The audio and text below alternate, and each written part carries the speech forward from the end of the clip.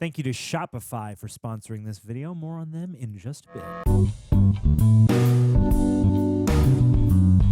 Well, Reject Nation, I'll tell you right now, there's some movies out there that I would say that when they are brought up, I immediately think of my dad. Galaxy Quest is one of them. I saw this a couple times when I was a kid. Haven't seen it since. Have not seen it since. This is a family movie that you grew up. Huge, often, but years ago. Similar boat. You were telling me it's been like since they came out. I think I saw it on video that first year a lot. Like I remember this being a VHS we played a lot. Yeah. But it's been probably 15 years now, which is insane. Also, just in the span of time. But this was a huge repeat viewing family film. My dad's a huge Galaxy Quest guy because this kind of represents that generation. Yeah. Oh my God, yeah, 99. I probably okay, so it's been 20 years. 25 years since I've seen this movie. And I'm excited to do a reaction to this movie because I remember this is when nerds were nerds and a bunch of geeks, you kind of bully and outcasts and rejects, and to see what the nerddom has become, especially in the film industry now. Yeah. It's evolved so much, and it's the thing, it's the popular, it's the zeitgeist, it's everything. I want to dive in and see what the perspective was back then to see how things have evolved. Yeah, this is from nerds by nerds from the outside looking at nerddom. Now we live within it, so I'm really curious the commentary on it. Yeah. Because this was when cons weren't something everyone went to. This was a comic con. So I remember thinking, oh, I feel so seen, but not in the Mallrats way. I wasn't quite this nerdy. So I'm really curious what it feels like now that I am this nerdy. Yeah. So I'm not excited for us to do a reaction to this. I'm also and discover it again. Yeah. Because I'm sure so much of this will be new terrain, some a little bit familiar. I'm also excited for us to talk about this too, and also laugh because, as much as we're making a serious spiel, it's a comedy. So welcome Focus on the integrity of Galaxy Quest. Yeah, comedy reactions go up every Saturday, by the way. And hello, Reject Nation. How are you feeling today? This is pretty much what we are feeling. We don't need to ask. We talked for a long time beforehand, catching up. I got back from NY. So we're going to hop into this. And before that, I want to say a very special thank you to our Royal Rejects. Those are our patrons. Over there, you get the full-length reaction watch-along where you get to sync up with your own copy of Galaxy Quest. If you own a Blu-ray or DVD, you can sync up with us over there at Patreon. I have now purchased this. I own Galaxy Quest. I bought it off Prime Video. It was on sale, so thanks, Prime Video, for letting it be an affordable option. And we also cover several things over there at Patreon exclusively. Highlights, watch-alongs included. Patrons get discounts at rejectnationshop.com. Another amazing way to support the channel. That's how you become a righteous reject. And then what do we call the ones in person? Rad Rejects. Rad Rejects. Love to meet 'em. Radical Rejects. Maybe at the con that Coy's going to, Comic Con. San Diego, July. If you go see him, you'd be a radical reject.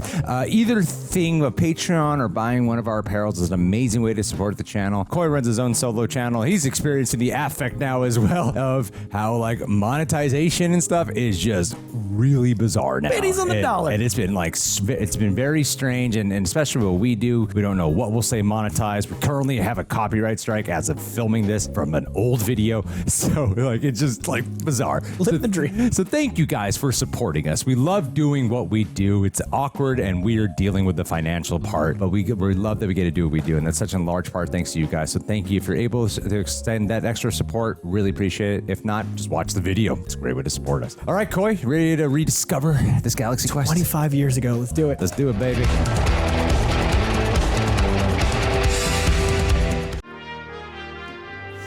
Who is Mark Johnson? Now I think of the Black Mirror episodes, the USS Callister. Whoa, CGI. Exiting the time knot now, sir. We're alive. We made it, Commander. Yeah, the best of us. Like Rabthar's hammer, we live to tell the tale. All systems are working, Commander. I love you, Sigourney Weaver. It's a core meltdown, sir. It can't be stopped. The squint and makeup combo. Maybe our only option. No, never give up. Never surrender. Never surrender. The mullet says best. Activate the Omega-13. Oh, and the pool. I like that. That's nice. Great shot. Right into curtains, right on the floor. I love it. That's a really great shot. This was my introduction to Sam Rockwell. First Sam Rockwell movie? Yeah. Yeah, one of my favorites. Love Sam Rockwell. Are the first people to see the Lost Galaxy Quest episode 92 two-parter since it was originally aired in 1982. Huh? Wow, do they do stuff like that now? Yeah. He's basically doing my job. I'm Sam Rockwell. The intrepid crew of the NSEA Protector! Yeah, he's literally moderating a panel after an episode. He's doing my job. They're gonna start eating each other out there. Oh, did you hear? He booked another appearance without us. You're kidding. Oh, that's ugly. Is that what Shatner does? Yeah. Is this like a play on Shatner? I mean, it's profitable. How did I come to this? Curtain calls. I was an actor once. Damn it! Now look at me. Look at me. I can't go out there and I won't say that stupid line one more time. I know actors that won't say that. They're iconic lines. You had a character people loved. I mean, my TV Guide interview was 6 paragraphs about my boobs and how they fit into my suit. No one even bothered They to look ask me good. what I do on the show. Still a problem, Scarlett Johansson. Ha ha! Wow, that smog is thick today, huh? Am I too late for Alexander's panic attack? If he wasn't a narc, I'd like him more, but he's a delight to watch. We developed the same affection for the crew as the crew had for each other. I mean, these weren't just adventurers exploring space. Friends. These were friends. Unbelievable. That's so funny. It's not a big deal. These guys put a little set in their basement. I'm there about an hour. Stan Winston did the makeup for this. Wow. Must have been one of his last. That's incredible. I would not have even registered that name back then. Yeah, I don't think I knew him at 11. You stole all my best lines. You cut me out of episode 2 entirely. Tawny Madison! It's really cool. That's capturing like the best and worst years of their lives. Yeah, simultaneously. The time jump. This one thing here, this one show is the best and worst thing that ever happened. You will go out there. I won't. And nothing you say will make me. The show must go on. Us in our 60s at Reject Con. Damn you. The show must go on. Damn you. I won't say that stupid line one Oh, more he must have like a theater background. Oh, yeah. A thespian. My grandfather's hammer, you shall be. Plays over him because he won't say it. The brave commander of the NSEA Protector. Oh, he gets the biggest buildup. Peter. With the echo. Taggart!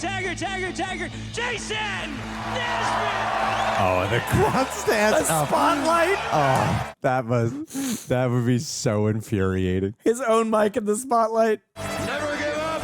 Never surrender. Full speed ahead, huh? Oh, and he eats it up. This is so accurate to small cons, though. Fans, right? Hey, Gwen. Oh, hey, man, I want to thank you for that nice intro you gave us today. Guy, probably don't remember me, do you? It's the sunglasses, right? He's doing his Tony Stark right now. Maybe I could sit in and sign a couple autographs? By Grabthar's hammer, by the sons of Warvan, I shall avenge you. See, like that is the embodiment of what I thought all nerds were. In 99? Yeah. By Grabthar's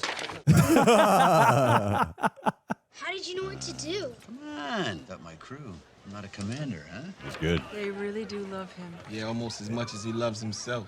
He knows how to talk about the crew to make himself look good. Yeah, build him up, but for him.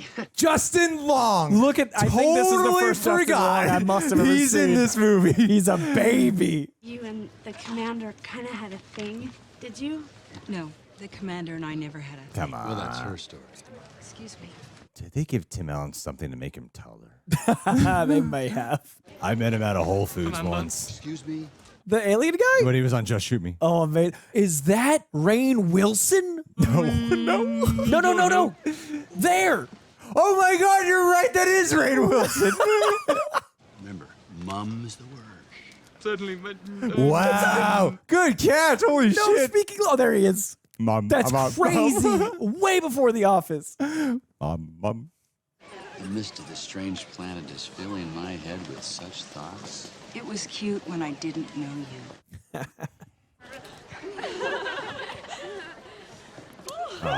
He's capturing something that's rather pathetic.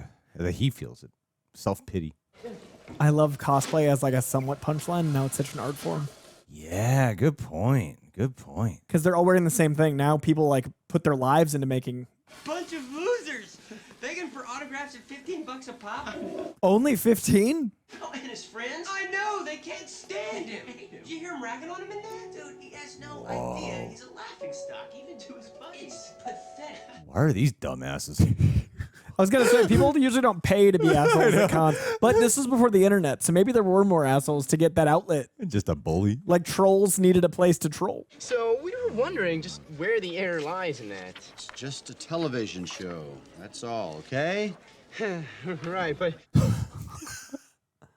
There is no quantum flux. There's no auxiliary. There's no goddamn shit. Dude. Oh, that is awkward. That's a hard thing, man. When you have to be like the star, but you're doing it as a has-been. And you're getting paid just to exist, but like it's some 20 years ago. Where are they going to run this apartment? He's mentally unstable. It just was not like him. I like the difference in how much money they made. Like, yeah, you could see it. The theater guy, the lead actress who didn't have lines really, and the lead TV star. But they're also lonely. None of them have like a partner. Success doesn't equal happiness. This fine ship, this fine ship, this fine. Oh, this is so sad. Never give up. Never give up. Never surrender. Never surrender. Tim Allen's actually like perfectly cast. Oh yeah, he could do this today. He could do a Galaxy Quest too. He's very believable as the guy who would be cast to be the lead of Galaxy Quest, the show, and then be a has-been riding the wave of that today. Yeah.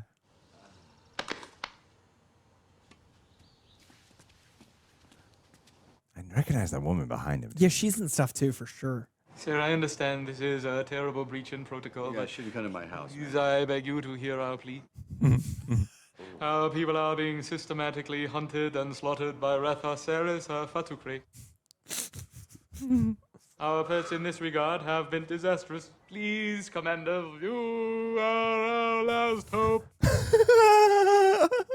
We have secured our limousine. What? The use of accent is amazing. Like, it does sound like someone trying to speak English from another planet. Maybe I should get some pants on. Oh, Commander. I must say that standing here in your presence. Would you guys look for another shoe that looks like this, please? They look. Oh, I think she was in Zoolander. So like someone who'd be like a hitman. I am Lank, Senior Requisition Officer. Oh my God, he has lines. I would like to explain the history between our people and the Saris Dominion in greater detail. How you doing? Following the great nebula burst, our people were one. What's your name? Doesn't she talk? Her translator is broken.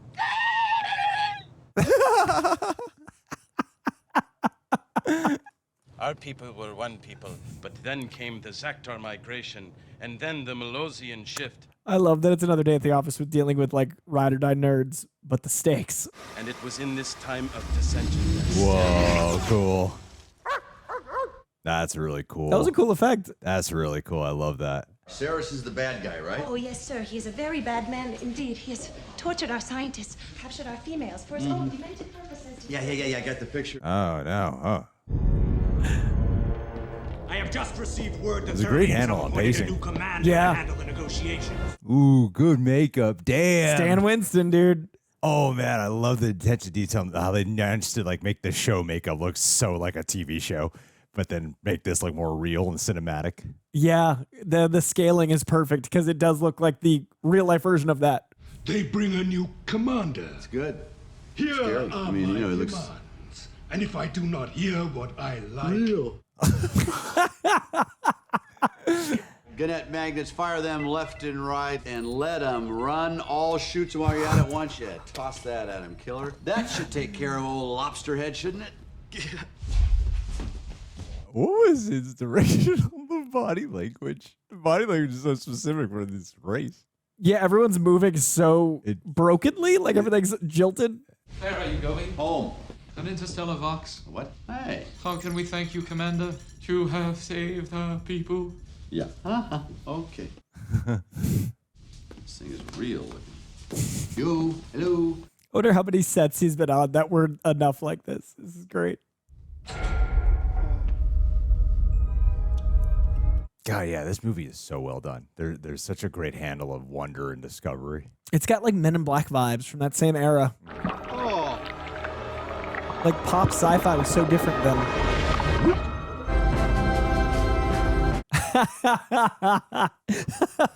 That would be absolutely horrifying. Just pure terror. Woo!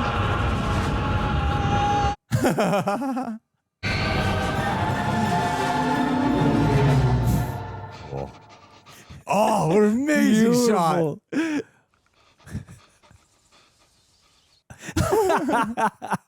What a great opening to a film. We've never seen space age values like we've seen here. At Tech Value Electronics Superstore. Come on, man. Come on. You got it. By Grabthar's hammer. What a savings. All right. Yeah, let's hear it for the NSCA Protector. No one does droll like Alan Rickman. Oh, yeah, if it was found in the Omega 13. Oh, even he rid them off. They still show it. Evidently, we had a little miscommunication regarding Voyage. This poor fan. This poor fan. You did it again. That is so sad. I was up there. Remember yesterday at the convention? Those people dressed like aliens? They were aliens. They were termites or Dalmatians. They gave me this. But can you talk to people in space on those? Protectorate, this is the commander. Over? Oh, for God's sake. Saris lives. Listen. He was able upon your departure to Tell make an them. escape. However, he has Saris. contacted us and wishes to negotiate a surrender. They want me back, and I want you guys to go with me, please. Alexander, this is not, I'm not kidding here. This isn't some kind of prank. He didn't hear anything about surrender, nothing about. You know, it's one thing to treat us this way. It's another thing to do it to your fans. She's not a fan. This is a termite. Dude, so demeaning. I think we should have just taken the gig. I mean, who knows the next time he'll ask us. Fred, he was drunk. You really think he was talking about a job? Oh, that's so sad. Take advantage of their desperation. We are coming too. All of you wish to go to the ship? Yes, we wish to go to the ship. You see, we work together, or not at all. Wonderful. Everything plays so well into that. That's so smart of how they brought that up earlier, how he does solo gigs. Requesting 4 interstellar... Me too. 5 pods for immediate departure. Awesome. Guys? I look forward to meeting you all in person when you arrive at the ship. I love that a day player's coming because of circumstance. Whoa, cool. Anybody got any change? Oh, he's in minimum. Yeah.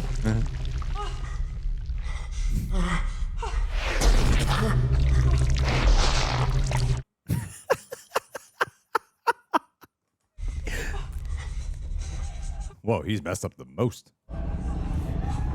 Put it in a horror perspective. Yeah, total tonal shift from being blacked out on the way in. Oh, weird. Oh, is this her true life form? Oh, I wonder.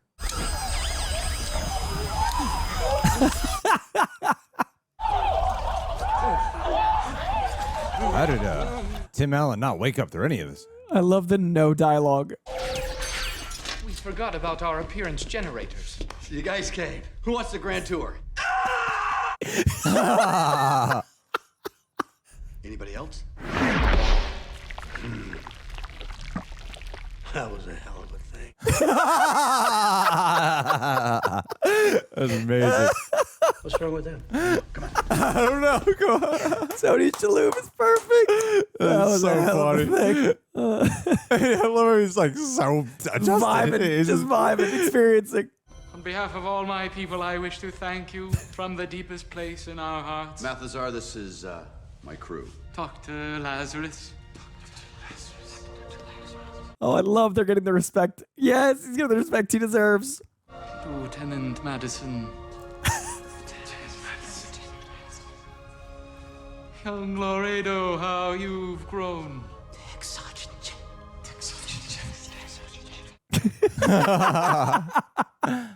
Crewman number Guy. Yeah. For years since we first received transmission of your historical documents, we have studied every facet of your missions and strategies. You've been watching the show, Lieutenant. Historical documents. Oh, man. You're just leaning in, doubling down. You're taking advantage of a life problem. Would you guys like to see the ship? He's just eating it up. How much longer have you been here since they got here? How comfortable are you in this environment? Like, you got here, like, only a few minutes before they showed up. But I like that he feels the importance he's been looking for. You can tell that from the character. Like, this is what he's wanted to feel. Because we've only spent half an hour with these characters, but everything about them is accurate to their arc so far. Oh, absolutely, yeah. There's attention to detail in the characters. Very comedy sing. And you have to cast actors like this to get that so quickly.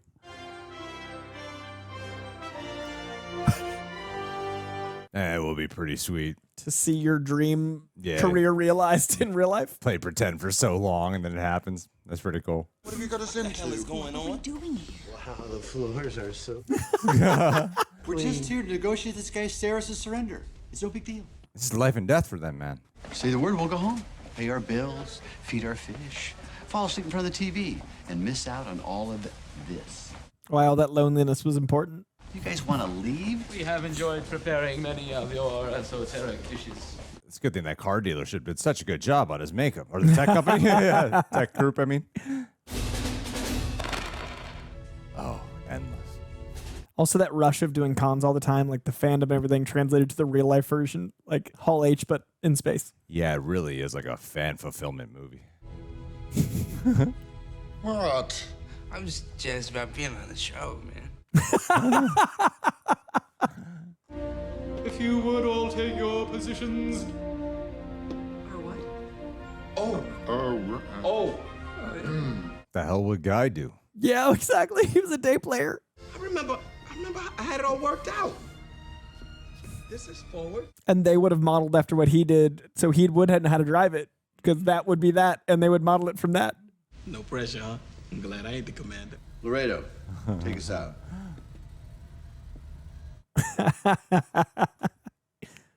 Excuse me? They designed those controls after watching you pick her out. Oh, the pressure. Hope he had consistency in what he did. What a brilliant concept. They're fish out of water where they should be the most comfortable and knowledgeable. Yeah, exactly. And the stakes being real life versus fiction and them knowing it in time. Play cool, my friend. God, there's so much heart. Yeah, the score is great. The connection to the character. Oh, no, it's Stevie. Get it aligned, man. Can't be that complicated. Just align it and get it aligned. Okay, you gotta move to the right. Move more to the right. Would you sit your ass down?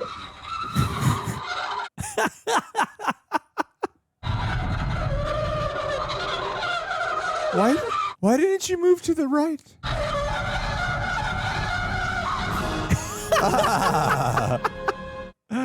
I love the details of the parts being flown off the wall and hovering in space. That little car scratch.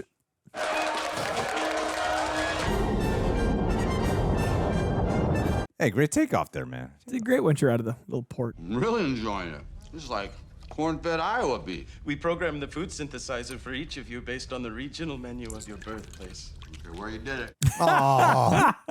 Are you enjoying your Ketmop blood ticks, Dr. Lazarus? Just like Mother used to make. Just ask for a steak. He heard about the device, the Omega-13. What does it do? We don't know. We were hoping you could enlighten us. Does it become real when they describe it because it's their fiction? Your Omega-13 device. We found that on an alien planet. We don't know what it does either. Why don't you just turn it on and see what it does? Originally, one of our own tried to lead. If you have any mercy within you, please let me die. When I grow weary of the noises you make, you shall die. Whoever's playing the lead commander is the guy I met once. He's so good. I forgot his name. He's so good. He's writing a perfect balance of like quirky to like truly sincere. Terrified comedy. Yeah. He's very sincere performance. We gotta prepare the pods for my crew's departure. Cyrus will surely detonate any objects leaving the ship. Cyrus? Yes, sir, he's here now. Your presence is required on the command deck. Great reason to have them not be able to leave. This is perfect. Yeah, you're in an actual spaceship. I don't think you can do it from the spaceship. I think you have to do it from the port. I have raised Saracen zeta frequency. Mathazar, might We meet again, Commander. Hello, Saris. How you doing? Better than my lieutenant. Whoa. He failed to activate the ship's neutron armor as quickly as I'd hoped on our last encounter. This guy's just standing there. Just like a day player without anything to do. It's perfect. He's as stupid as he is ugly. No. Come here. Jason? Not now, Gwen. No. Sit. We're gonna send everything we can at him, all right? Jason? Not now, Gwen. Oh my God, they haven't turned off the screen, have they? Put me back on with him. Well, I'm trying to tell you, you are back. Perhaps I'm not as stupid as I am ugly. Come on. Hey, guys. There's a red thingy moving toward the green thingy. He's just deteriorating. Just the sweat and the brokenness. I think we're the green thingy. We gotta get out of here. Move the ship. Turn it. Move. Let's go. I love how earlier they showed that slight jar because of Star Trek, and now we're getting that great escalation. That's cool to watch a comedy with actual stakes to it. Yeah, an action comedy that is an action movie. I like the production design. The bombs look like the ship because they would have designed them. It doesn't feel like it. You have to be in the know to appreciate this. Yeah, I don't feel missing Star Trek knowledge.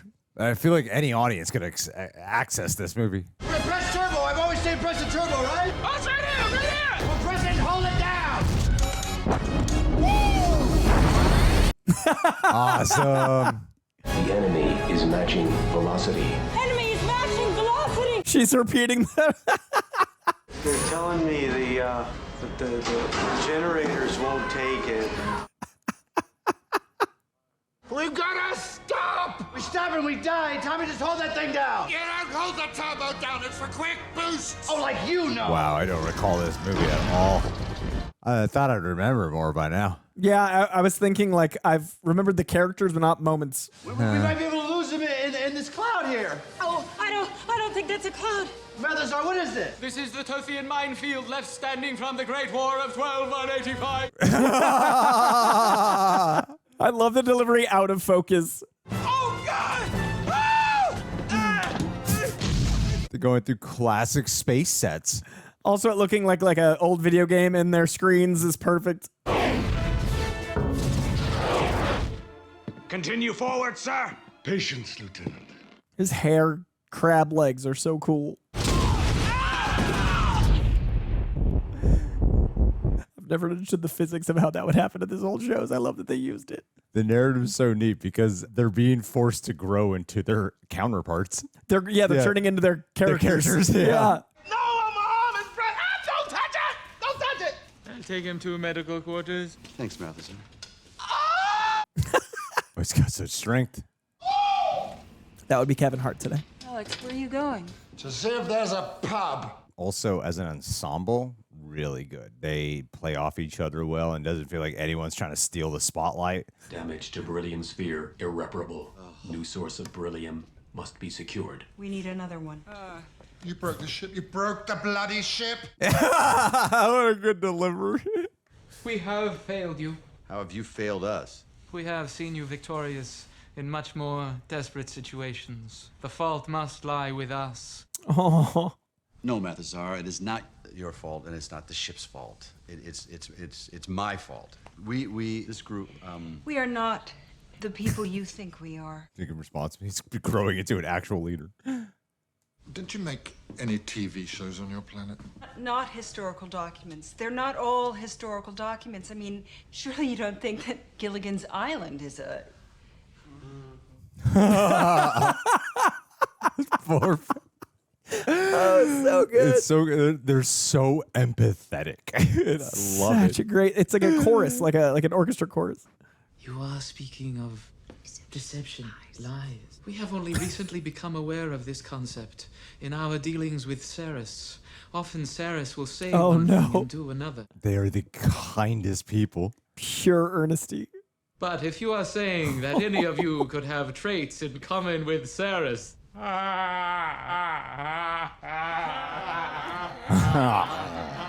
While everyone laugh. We found some beryllium on a nearby planet. There you go.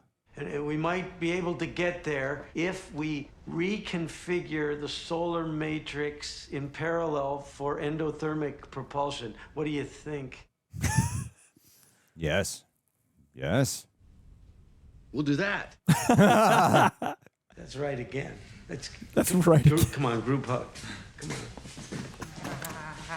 I love the choice to do with Tony Shalhoub to actually just click with the community. Completely integrate. He was an awe. Now he's just one of the crew. Ostensibly, though I At am least I Thermian, do. I have lived my life by your philosophy, by the code of the Maktar, Oh, the thing he hates.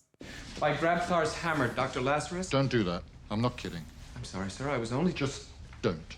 We still have not seen Alan Rickman without the makeup on her. Not once. I don't know if we will. Like, that head has not come off. I'm taking on the guy who gets killed by some monster 5 minutes after we land on the planet. You're not gonna die on the planet, Guy. I'm not?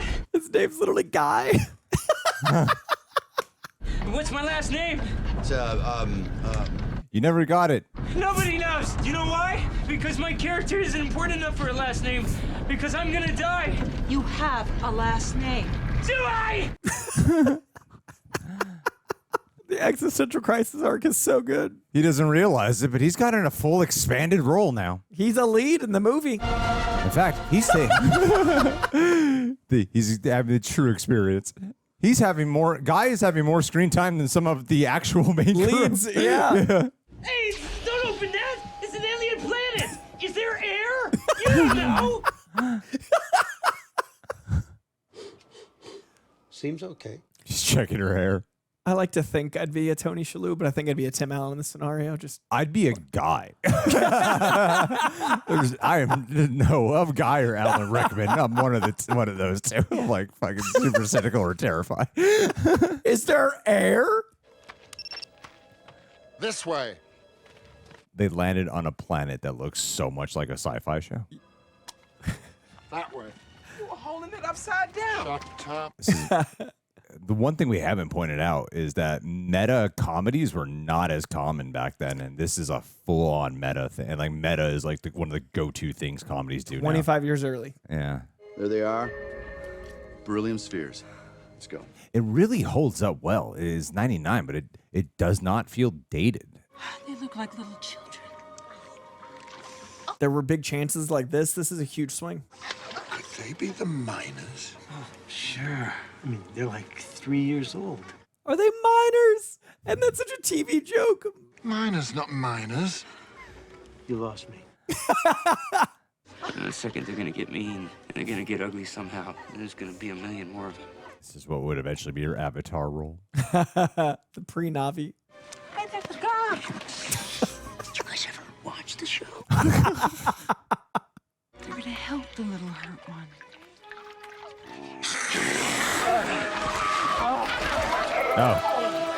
Oh, took a turn. That's scary. That's pretty scary. Violent cannibalism. Look, they're gone. Where'd they go? Back inside? I don't know. Nobody was watching. God damn it, dude. Gwen, Fred, Alex, and I will go down and get a sphere. Fleegman, you set up a perimeter, and Tommy, your lookout. You see anything at all, you give us a signal, all right? The boobs have come back. Okay, I'll do my hands like this. Call! What are you, an infant? Look, we have these.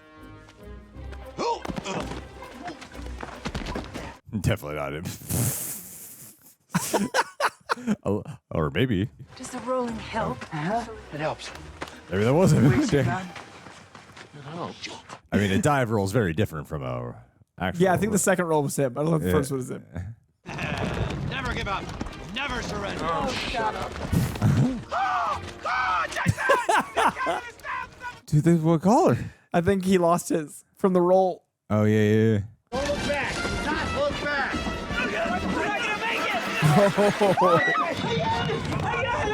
back. Man, this is such a great ensemble. I love that this feels like an episode of the show within, like, it's so well put. No, Jason, please. Johnny, shut the pot. Look at the sacrifice, the leadership.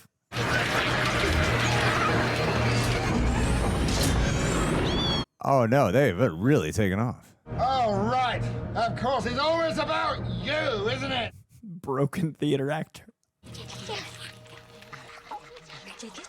Oh, the inverse. That's great. Oh. Reject Nation, fun fact for you guys. When we started this channel, we were actually trying to become critics in the newspaper. We just wanted to get noticed for that. So the last thing we ever expected was that this small channel would turn into an actual career, a business that we own. So first off, thank you, because that's large part, primarily thanks to you guys. Thank you. And with it being a business, a big part of that extension has become rejectnationshop.com, which gratefully has become an actual source of income for us. And of course, that's thanks to you guys. And the site of rejectnationshop.com would not have been possible without Shopify. I'm so glad that we get to partner up with companies which they have products that we were already using, so this makes it a lot more natural. For you guys that don't know, Shopify is the global commerce platform that helps you start, run, and grow your business. Whether you're selling t-shirts or turning your side hustle into a full-time gig, Shopify simplifies every step, from inventory and payments to shipping and customer communication. And what I love is how user-friendly, how beginner-friendly it is. I'm not really like a tech guy, despite what we've been able to accomplish. But that's the beautiful part about Shopify. It made the process feel doable, even exciting. It gave us the confidence to launch something and help turn an idea into something real that we are, of course, proud of. And what I'm here to say is if you want that experience, you can have that too. So if you've launched your own brand or you're thinking about launching your own brand for something, Shopify is the place to do it. You don't need a huge following or need to know everything on day one. Just take the leap. Plus, the great thing, they have a 24/7 customer support, so we never feel like stuck for long. So if you've got an idea that you have been sitting on, turn that what if into a why not, and give yourself the best shot at success. Visit shopify.com/realrejects to start your free trial and get one step closer to building something you love. That's shopify.com/realrejects. Thank you again, Shopify, for not only sponsoring this video, but helping us actually grow our now business. Thank you. Whoa, cool practical. Ew. Oh, God.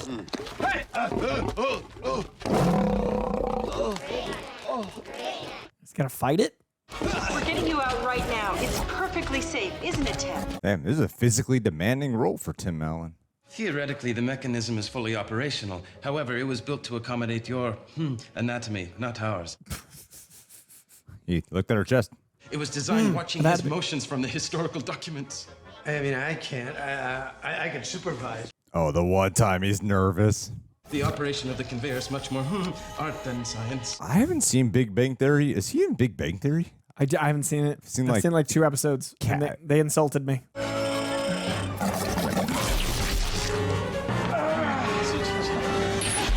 Oh! I heard some squealing or something. Oh, no, everything's fine. But the animal is inside out. And it exploded. The pig lizard is gone. Why are they still yelling Garignac? Ted, hit the translation circuit. He's also learning the tech. He's learning the, yes. Jason, I don't think the pig lizard was Gorignac. What the hell are you talking about? Whoa.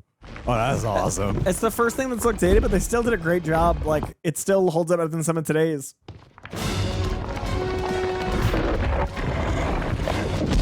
It does a really good job at capturing suspense and tension in a way that still makes it funny. Yeah, because we know he has to make it, but we don't know how, and that's nice. I'm not the guy. I'm not Tech Sergeant Jet. I'm Fred Kwan. Kwan's not even my real name. You construct a weapon. Look around you. Can you form some sort of rudimentary lathe? Well, you're just gonna have to figure out what it wants. What is its motivation? Fred, can you hear me?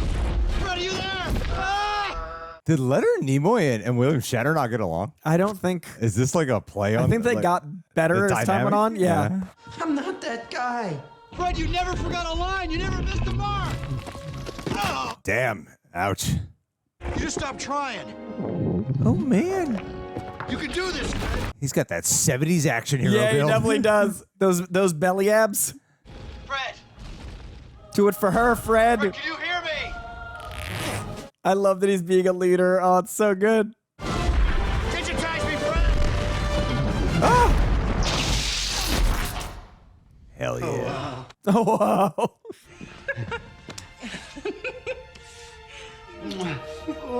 Yo, I think this movie has like been perfect so far. This is so good. Well, crank this sucker up. You can drop us off, and you guys can be back in your home planet before supper. We are all that is left. Oh, this got so real. I didn't know that. Sir, I have raised the command deck. You know, and Tim Allen's also really good at the dramatic moments. Yeah, that emotional drop. Every time he has a dramatic moment, it's really good. Oh. Oh, yeah. Bad guys close in. They look awesome. Also, as he's gotten humble and become a leader, he's wearing a plain black shirt instead of the suit. Like they've visually made him more. What does it do, this Omega 13? I don't know what it does. Is it a bomb? I don't know! A booby trap? I don't know! Oh. Do you think I'm a fool? Oh, cool detail on those things popping out. Prepare a tear harness for the female. The Pirates franchise, that was a lot of the design to their, like, this is very much the Pirates go, like the underwater, Definitely. all the things layered. There's no reason to hurt them. They don't know anything. Explain. Show them the historical documents. Show the historical documents of the Galaxy Quest missions. Oh, I love the commitment to this full-on scene being something so dramatically revealing. And they have to, like, admit to a lie, so it's... And he immediately recognizes it for what it is. The Farby, he knows deception and lies. You have all done far greater damage than I ever could have. Bravo! You psychologically messed them up, took their hope. Explain to him who you all really are. Explain! Oh, that's so heartbreaking. My name is Jason Nesmith. I am an actor. We're all actors.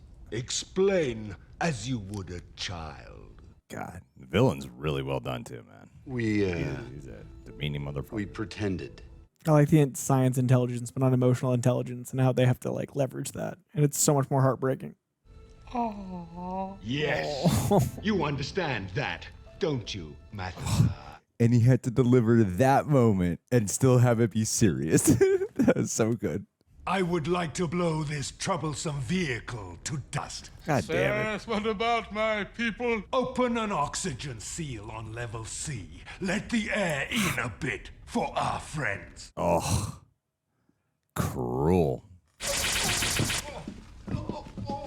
Release them into space. Guy's acting to act his eyeballs out with so much on him and still convey just vitriol. In 9 minutes. Where's the happy ending, Jason? Never give up, never surrender. I genuinely don't know how to get out of this. I love that. About time you just backed off, you fin-headed monstrosity. Good, good. You're starting to act like you did in episode 17. You scene-stealing hack. Oh, right. Taking the craft seriously. I'll see you in hell, won't I? Some of his actual anger getting. Damn, he's really hitting his partner. There you go. Nice. Get the gun! Slapping him.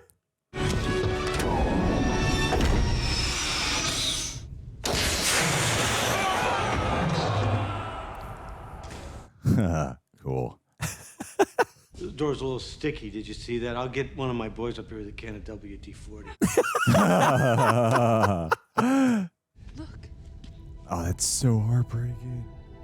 They gotta really rise to the occasion. Another detail I've been loving is it makes sense how they would know every episode number for how long they've been doing the conventions. Yeah, you know? they'd repeat it. They'd have fans talk about it. Otherwise, quote it. it's ridiculous that you would remember what episode But it's their it whole is. life. Yeah, yeah. I don't know how to shut down a neutron reactor, and unless you took a learning annex course I don't know about, I'm pretty sure you don't know how to shut down a neutron reactor either. No, I don't. But I know someone who does. Yes. Brilliant. Tying it all together.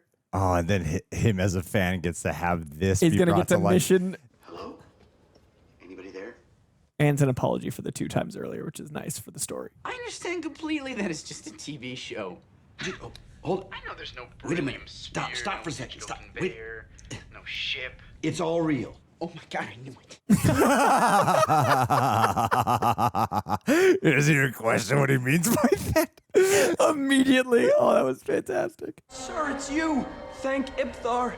Quillick, what are you doing up there? I avoided capture by using your Mokhtar stealth haze. I like how the makeup's becoming slowly more smudged over his face. Go to weapons storage. Your second left through the passage. Now that leads to a system of utility corridors through the bowels of the ship. Open. He's built the map. Yes. 38, 39, 40.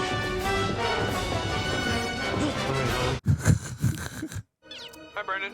No time for pleasantries, Kyle. We have a level 5 emergency. You still got the utility systems walked through, right? Yeah, I've got sectors 1 through 28. I think Hollister has the upper levels. Great, we'll get everybody online. The old message board kids getting to like do a thing. Find them! But sir, my men, the core implosion is not reversible. I mean, like he would care. Come on.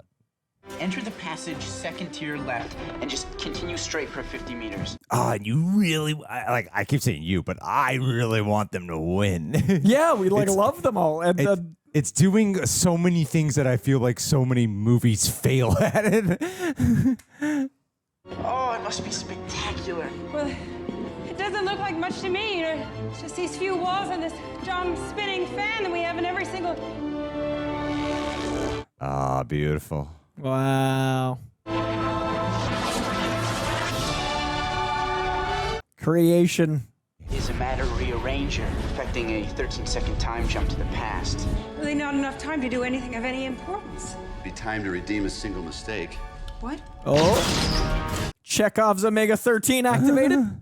We gotta turn off that valve. I've created distraction. I got this. I'm okay. I might be able to hold them back long enough for the aliens to escape. It's suicide. I'm just a glorified extra, Fred. No, you're not, man. Oh, Guy. I'd rather go out of here with an accountant. Guy, maybe you're the plucky comic relief. Besides, I just had this really interesting idea.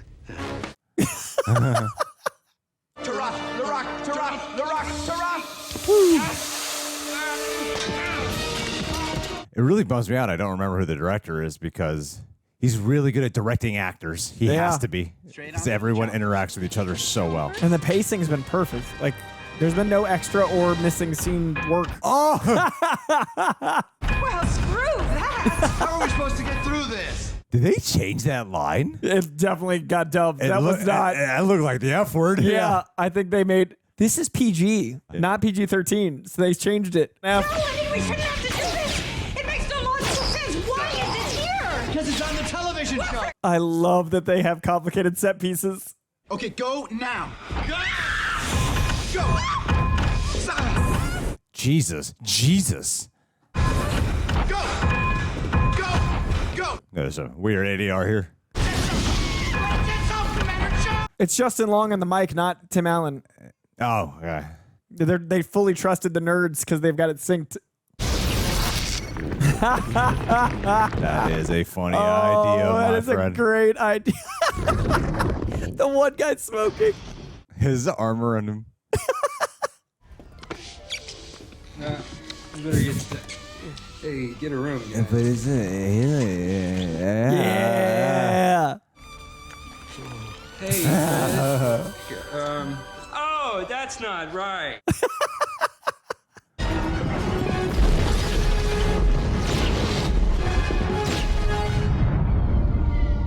Aw, damn. They're acing the whole gun. Saved. He has saved us. Commander Taggart has saved us.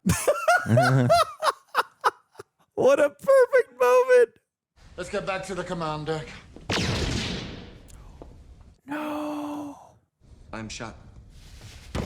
Aww. What? Oh, that's. We had to lose someone in the third act. I didn't think it'd be him. Oh, but I will He's gotta avenge you. say it. Yeah. He's gotta say it. That's why it's an avenge line. You'll forgive my impertinence, sir, but even though we had never before met, I always considered you as a father to me. Oh. By Grabthar's hammer, by the sons of Warvan, you shall be avenged. What a gift to give him in his dying moments. Oh.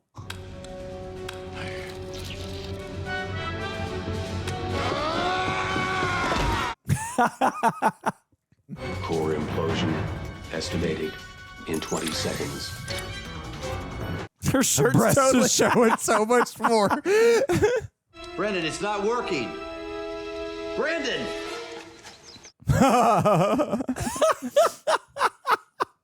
5, 4, 3, 2, 1. It's designed to stop like a show. Yeah, it's designed to stop like a show. Oh, his hair's coming out. Yes. The Thermians can handle it for me. He promised to avenge. Oh, look at them. He's inspiring them to become fighters too. Plasma armor engaged. Yeah, he's embodying it. Lose him in that mind. Look at the arcs. They're Everyone's turned fully, into them. yeah.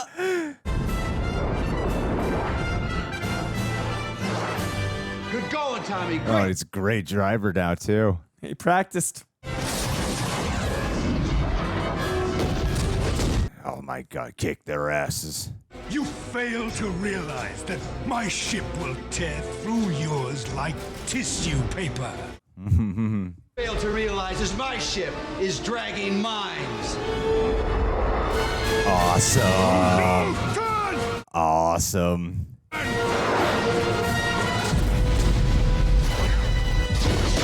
Oh, that is clever. That is so clever.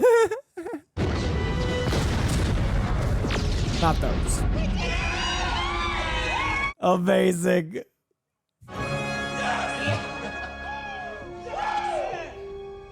And they had to really work as a team to Yeah, it accomplish wouldn't it. have worked without that, without them taking on the roles. Oh, come here. The ship was a marvel, as big as this. A very clever deception indeed.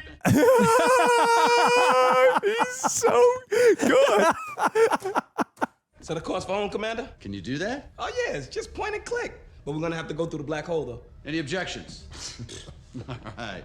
Set her up. Aw, but they don't have a home. I hope they come home with us. What's the matter, Mathesar? We were hoping you could come with us. My people have no commander. Your people have a great commander.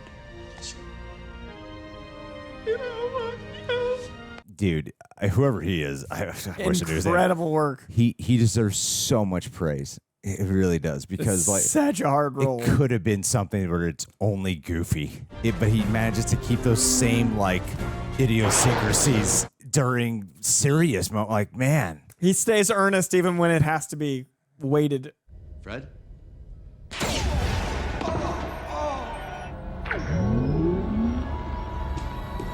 oh, they got the 13 seconds. Yeah, They got that 13 one seconds. single thing. Chekhov's gun. It's got to go off. But we get the dramatic season finale moment of everyone dying on the bridge. And I noticed they didn't kiss earlier, meaning they had to save that for the very end. Oh, Guy's just standing around. Don't you guys have winning weapons? Is Guy the last to, like, he lives the longest? Activate the Omega-13! How many 13 seconds can you do? Can you do multiple 13 seconds? I love that Guy doesn't get killed. We're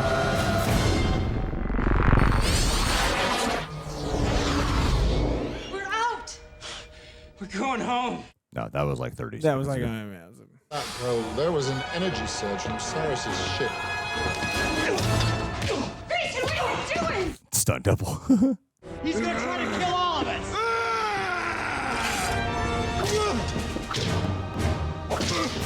Oh, yeah, he's doing it. He's fighting.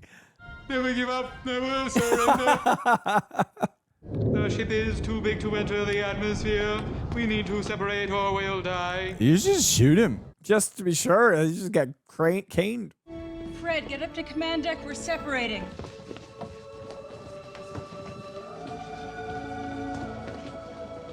Oh, is she gonna leave her people? On tab. On. I like how they're staying in human form when they don't need to be. Yeah. For us. I fucking love this movie. I think they're about to land at the con and go right in. Yeah, no, this is fantastic. I've been in so much awe this entire time.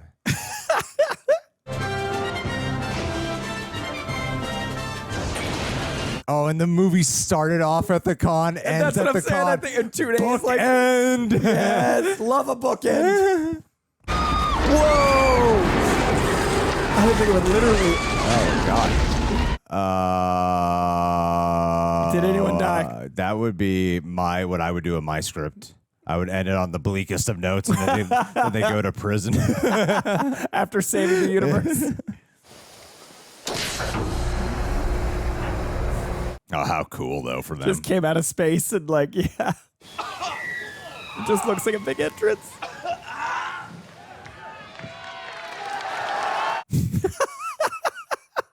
God damn! Another shipmate! Another shipmate!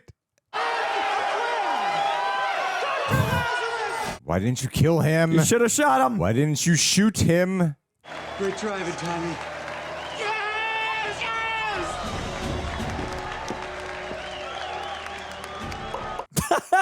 Nerfs. Oh, and they're gonna have an action scene.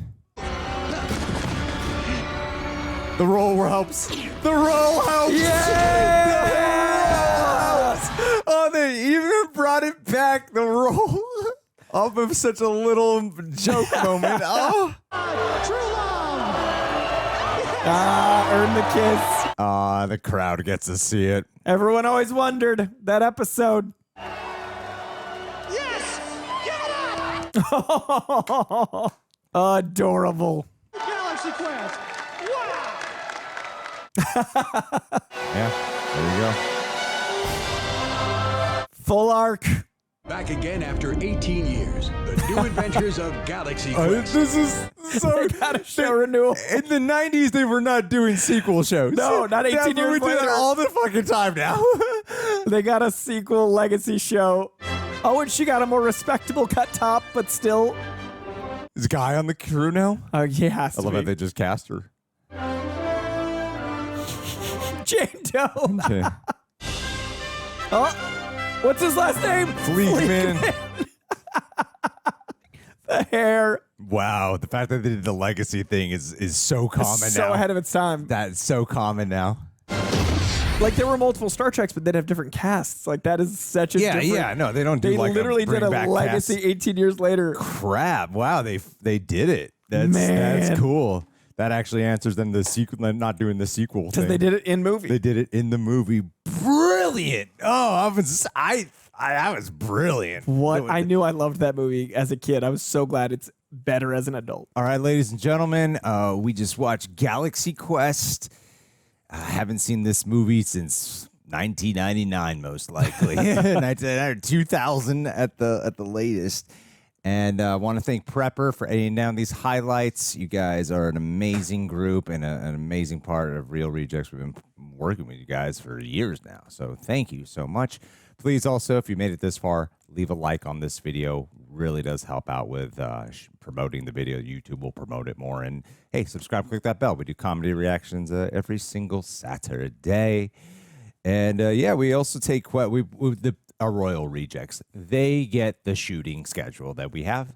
So I want to kick off this review with answering just a few questions that they've left in regards to Galaxy Quest. And I don't think there's anything specific about it. Originally, there were 2 different names for Galaxy Quest that I think went out, but you guys don't need to know that. The first one, Andrew Laxton. How do you think this movie holds up today? I really like that they went all out for the production, even though it wasn't a big hit when it originally came out. Well, that answers the question. We were wondering about that during it. Coy, please take this one first. I think it holds up better than it might have in 99. I think it has a bigger audience. I think it is something that is ahead of its time in a lot of ways that might not have translated. I recently watched Last Action Hero with John, and I had the same feeling of, dude, it's so good. Love that movie. It was my last Shane Black film I hadn't seen, and I was blown away by how ahead of its time it was because it's universe building, it's super meta, it's a commentary, and I was like, oh, I bet this was obnoxious to people then that wouldn't have had any sense of it. Yeah, people hated it. And it's people hate it now. It's got a 41% Rotten Tomatoes. Cowards. I don't understand, but it's incredible. No, I think it's a brilliant movie. And I've loved it my whole I life. imagine this was probably similar. Like that was 80s, late 89, 91, something like that. This is 99 going. So the late 80s version of this to me is Last Action Hero, where I think that was ahead of its time by 10 to 15 years. This was ahead of its time by 10 to 15 years. Now, what this is referencing is King. Like that, I mean, some could argue that it's just past the era, but comic book movies and nerd stuff is still the predominant piece of pop culture. I remember my dad showing me this because it was unique. I remember like in 99, 2000, yes, we had certain things, but this was 2 years before, Spider-Man. This was a year before X-Men. This was the year after Blade. That was kind of when everything launched from the superhero side. Yes, we had Star Trek Generations, and that was on like network TV. You didn't have TiVo yet. You had to like watch it when it aired. Conventions were a niche thing where people bought DVDs and like they paid lots of money at Suncoast Video. Saw Suncoast Video in this thing. It was a culture that was thriving on specificity. It was a culture that thrived on people being so passionate they kept it afloat. It wasn't the masses, it was a passionate few. That is why I think it didn't make the money, because the passionate few were the niche that made this possible. Now that passionate few is the broad. And I think now the reason Comic-Con can be Pop Culture Con is because this translated from that. I think this is a movie that came out before the thing it was talking about had the strength to uphold the film itself. You make a really good point there, and it's interesting, especially in the latter part, because one thing I said during it was I didn't feel like anyone would feel left out watching it. You know, maybe the marketing of this movie, I can't recall what a trailer for this movie looked like, or if I ever even saw one. But I imagine the marketing of the movie made it feel niche. You know, it's like specific to this like core group, and that is not the actual experience of the movie. I think anyone could watch this movie, and we all have like a basic understanding that nerds gather, geeks gather to go watch stuff, fandoms gather, basically, right? And I imagine that's probably why it wasn't a hit. But Devil's advocate? What's up? Then I don't think we had the cultural acceptance that we do today. So I don't think people that would see this movie would have been like, this is for everyone. They'd be like, why would I watch a movie about a convention of nerds? Like, I think there was a barrier of entry even in the subject matter. Whether the movie was performing that or not, I think we were more judgmental of these people then. Yeah. And I imagine maybe it looked a little bit more like a Star Trek parody. So I think that's the issue. Yeah, that's what I mean. So because the movie succeeds, doesn't matter if you don't go sit and try it. I'd fathom that it was a marketing issue. I think we're also nerdier today because this movie is really good. If you're going to ask a question about like how you hold up today, I think it's so strong. Like my recollection of it is mainly I know my dad loved this shit out of this movie. I know he loved it. And it is a film that when I hear Galaxy Quest, my mind immediately hops to a movie that my dad loved. And I remembered finding it like funny when I was younger, but you know, as an adult now watching it, like it is a masterful screenplay for a comedy film, especially. You know, even without that adjacent term, the asterisk for a comedy, it's a brilliantly scripted movie. Like everything's fleshed out, everything's paid off. There's so many nuances to the way the characters are done. That way, it makes everything rewarding, and it's a comedy that's not written in the way of like we need a joke, punch up here, punch up joke, punch up joke. Everything sounds rooted within what the characters 100%, like, and their arcs feel so natural. Exactly what their backstories are. I love the bookend. And honestly. in 20 minutes, we got all their characters. In 20 minutes, we knew exactly who these people were. 1000%, and the bookend of it, of showing what their life is like at the con. at the beginning and what they're like as a team to then visually represent it The at the awe end. of the audience versus the diminutive quality of judging the audience, the fact they were so lonely that they'd even take that risk, that all of that. So it was so smart, and watching their arcs, like with Tim Allen growing into a genuine leader by the end, Alan Rickman learning to appreciate what it is and fall in love with it.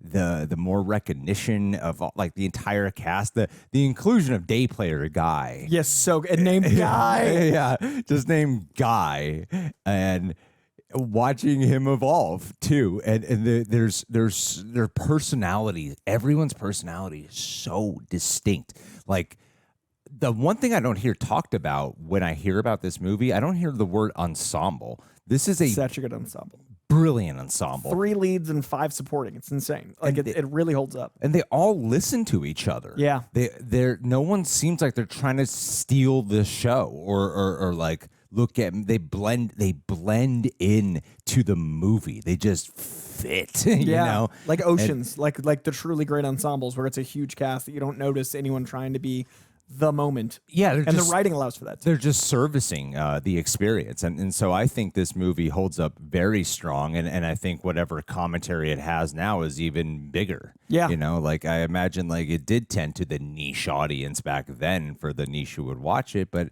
as it's grown, it is like it has all themes of like wonder, discovery, heart, love, reflection, and advancements, and the way they rode the line of not becoming a spoof of itself, still telling an original story, and not insulting the audience or making a commentary on like what these nerds are like. You know, like it seems like whoever wrote this movie and directed it had a respect. Yeah, and 100%. I'm really curious what else they did. Yeah, and it's a great. I think it's just a great what if plot. You know, what if the Star Trek cast actually got thrust into space and had to? Yeah. What if aliens registered this as a documentation of like true history of the human race? It's so smart. It is a brilliant film. Thank you for that question. Lee Marks, thank you. Seeing Alan Rickman in a rare comedy role is so refreshing. What aspects of this movie? Oh, damn, we answered a lot of this. This movie, do you think contributed to being a bomb in the theaters, but allowed it to become a cult classic? Do you think there's a formula for movies to become a cult classic? Interesting. Coy, It's funny because of Dogma, I think of Alan Rickman in comedy. Like my access I haven't seen point. Dogma. I haven't seen most of Kevin Smith's movies. It's touring right now because it's the 25th anniversary and he's got the rights back. You should watch Dogma, man. Alan Rickman, I think of his comedy because I was not as big of a diehard guy as most people, but I was a huge Dogma guy. So to me, Alan Rickman is very funny. But I will answer the second half of this, which we did not touch on. We touched on the first half of your question here. I do not think there is a formula for movies to become a cult classic because then studios would make that formula and try to make studio films into classics, and they've failed. So I think by the nature of cult classic, I think there's an authenticity. I think the formula is be true to the subject matter by being true to the audience that you want to appeal to. I think the more it's kind of oxymoronical. I think the more specific you are, the broader a film can be. Absolutely. I think the broader you are, we've talked about this. Yeah. I think the broader you are, the narrower your film becomes. When you're trying to make a movie for everyone, often it's for no one. And so I think studios often think we're going to make this 4-quadrant film, and then it feels like it's just bland Wonder Bread. Yeah. I think when you make something that is like this, that is for a certain audience, but it actually is for everyone because the universal themes of what nerds love are true, it becomes a cult classic. So I think the way you package it is the difficulty, and that's why marketing is such an art, because you can overmarket and undermarket just as easily. And I think this might have suffered from when it came out. It also might have suffered from marketing, but either way, it finding its audience because of how good it was and how true it was. Honestly, the fact that it became a cult classic adds more of the meta commentary to the film. Exactly. Because GalaxyCon looked like it was a certain type of people, and those type of people found the movie. Man, like cult classic and in the know and stuff you haven't heard about being done and recommendations. Like that's what happens with cult classics is we go, why haven't more people seen this movie? A, because it's great, or A, it's like so bad it's good, or B, it's so bad. You know, like there's variations of why, but It's a film that you just feel like more people should have seen, and then it becomes shared. And then for this one that plays into the audience of a con, I'm sure the con groups, then it became a staple of it. Yeah. I don't really know. This felt so like my world. See, I didn't follow the con experiences or know anything about them really. But I could imagine from what I do know that this spread amongst fandom as a representation of it. And that's how it became a cult classic. And you're absolutely right. Like you can't try to be a movie that's so bad it's good. You can't try to be a cult classic. You can't try to do those things. It just doesn't work like that, because then that limits the sincerity of it. I don't know if you can achieve the goal of like, it can become a cult classic. I don't know if you can actually achieve that. I think it's even harder now to become a cult classic due to the volume of how much is out on a daily basis. And the authenticity, even in the film, like I know every one of those actors. I've done panels with each type of those actors, and that comes from being authentic. And I think that even translates to people that like it, that are now in the industry. Like look at where Justin Long was then versus now. Look at like all the things that came from that. And I also think like the Screen Junkies, as they were evolving as a company, they did a full documentary and interviewed everyone. Roth. Yeah, Roth Cornett, like the whole team at Screen Junkies made a full-on documentary. I think it's actually next on Amazon. In the Scrolly, I saw a logo for something. And I think that's as close to a sequel as we're going to get, because that was passionate nerds about movies and nerd stuff, Screen Junkies, making something that is a continuation of like 25 years later. Look at this thing. That doesn't come back. That doesn't come by a studio saying we're going to get that one day. That comes from something being true. I mean, this is the ultimate fan fulfillment movie. You know, we keep talking about cons. And sure, it's like the con part is only really the bookends, really. Yeah. But it's kind of a thing that permeates throughout the entire film of watching like the aliens who are the fans, the ultimate diehard fans who take this so serious. One comment you made very early on that I so appreciated is how cosplay it's a genre, it's an art now, it's a thing that is celebrated and respected. And you go to cons and you watch people just want to take photos with cosplayers and ask how they made it and what's the material, what's like your process. Like now it's an art. Art. It is an art form, and the movie does kind of make fun of that a little bit. It is used as a punchline here because that was the culture then. It was, and they were all wearing the same thing. It didn't feel like art. It felt like everyone bought that one outfit to dress like blank. Yeah. And like our friend Jasmine, like she spends hours and creates from scratch because she's able to see the art of the outfit and recreate it versus like, here's this thing from Walmart. Absolutely. Yeah. This is great. Sci-fi Extremist, thank you, says, for one, absolutely love this movie. My dad and I can imagine I can imagine this is like a dad and son experience. So much. I mean, it was mine and yours, minimum. Yeah, imagine it really is. My dad and I constantly quote it to each other, lives rent-free. Anyway, my question is, with the majority of Star Trek cast embracing how wonderful this film is, that's really good to hear. Can you think of any other TV shows that could get this type of treatment? Actors find themselves in a real situation, and it actually works just as well. I mean, Star Carrie Fisher was around. Star Wars, I can imagine. I could see Chris Hemsworth 100% being in something like this where it's like him as Thor, because he is that guy, but comedically, that tone. Sure. Like I could see some of Marvel working. Can you think of any other TV shows that could get this type of treatment? Oh, wow. What a fascinating question. But that's the thing. It's like that's like the magic. See, if you try to become the movie that does it, exactly. It wouldn't really achieve. It has to be so, passionate of an audience. I think actually, you know what? I got one. Which one? Criminal Minds. Why Criminal Minds? Because there's such a passionate fandom, but like one of the detectives finds themselves having to solve an actual murder case, and they get in over their heads. And there's like a whole like whodunit, but they're like framed because they're always at the scene of crimes. So like someone that's always at the scene of crimes because they're in a crime show gets put in a world where that's actual crime, but they think, and because they've solved so many crimes, they know detective work. Oh, wait in that universe. That's a great. It got me thinking. The show Supernatural. I think that would actually be 100%. Supernatural to 100% be the those thing two guys or three guys like come across werewolves. They come across all kinds of creatures throughout, and there's such a the fan base around that is so hardcore. So yeah, if we're not just gonna pull in our sci-fi one, I would say Supernatural would be the one to do. And actually, it would be complimentary. You got the sci-fi 100%. one with sci-fi one with Galaxy Quest, and you get Supernatural. That'd be fun. Kev B, always with these creative questions. Let's see here. Imagine an alien civilization has learned everything they know about humans from just one episode of your favorite TV show. Doesn't have to be sci-fi. Which episode? Oh wow, what a great question. That's a great question. That one's a thinker. Which episode would you want them to see, and how do you think it would shape their entire society? This is really well done, dude. Like their technology, culture, or even their sense of humor. Would you try to set them straight or just let them roll with it? Wow, brilliant question. I don't know if I can answer one episode, but I feel like I'd have better luck with like a show. If they were to look at it the way how the aliens did here as a historical documentation. Damn, technology, culture, and humor. Please, you go first. I have nothing. You're gonna love it. Is it Friends? It's Friends. Why would it be Friends, though? I don't know how that would be. I think you need a slice of life show where people get into day-to-day hijinks, not high-stakes ones. Because if you think about like living in the Marvel universe, everyone's always in peril. If you think about living in like an extreme sci-fi, everyone's always in danger. It would have to be a show where like the mundane thrives. So to me, you'd want an alien race to see like a Seinfeld, a Friends, Cheers, something where it's like, we have to operate day to day. Like you wouldn't want them to come in guns blazing.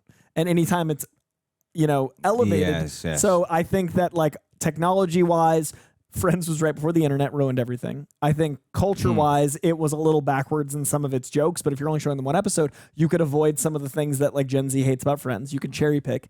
And then sense of humor, each of the different Friends has a different sense of humor, showing them the universal language of humor. Okay, that's fun. Yeah, we try to set them straight, just let them roll with it. Honestly, Coy, I love your answer. I mean, right, because you'd have to temper violence, which Yeah. Friends wasn't. You'd have to be aware of technology, and I think everything, because like movies today often find reasons to get rid of cell phones and internet in order to tell a story, and I was thinking that way with the aliens. So Friends is the perfect right before, but it's not so backwards. We don't have microwaves. And I thought about this very deeply here. I might opt for The Office a little bit. Oh, there you go. I think The Office if we're talking mundanity and like the typical, at least American lifestyle of just working, even though it didn't arrive from America. The British Office was first, but we like our American one. Parks and Rec would be great too. Just something that is like, because Friends are just like hanging out and lounging. And Show them we work. Yeah. It was like that's how most of our lives are. It's like That's true. We clock in, but then you find the friendships there and the love there. And I think The Office would.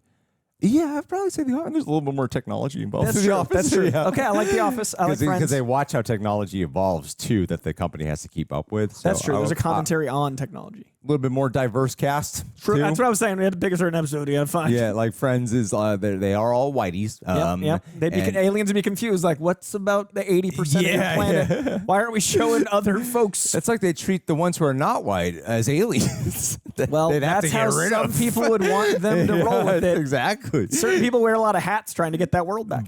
But yeah, I think we'd want that to be a conversation starter, not the base all knowledge of an alien race. Yeah, so I'd probably opt for The Office. But thanks for those questions. All right, now let's elaborate a little bit more here on what we want to talk about. And before we do that, I want to pull up the cast lists because I just keep referring to them by their actor names, and some other actor names I don't know. We've talked so much about celebrating this movie. Yeah. So let's mix up this conversation a little bit. Coy, is there anything about it where you felt like there's a potential, like some things that you wish they did a little bit more, or something that you didn't think quite worked? I think like it. Wow, 7.4 is too low. I think I would have liked a little bit more Tony Shalhoub, just because I feel like they did a really good job making him blend in with everyone like on the ship, and I would have kind of wanted to see that perspective. That was the only thing I noticed I was missing. That could just be because I love Tony Shalhoub, but I did find I wanted a little bit more of like the day-to-day slice of life of the aliens. But to give myself devil's advocacy there, that isn't something you'd show on the show. So kind of the meta-ness of that is they wouldn't be written beyond what we got exposed to. Well, that's the only thing I'd add. You learn to care about them through the interactions that because you're the eye lines with the humans, right? And then you watch as you don't break the perspective of the humans. And that's what I mean. Like it kind of works as a narrative to not do what I'm suggesting, but that's the one character I wanted more of, and that's the only thing I really noticed.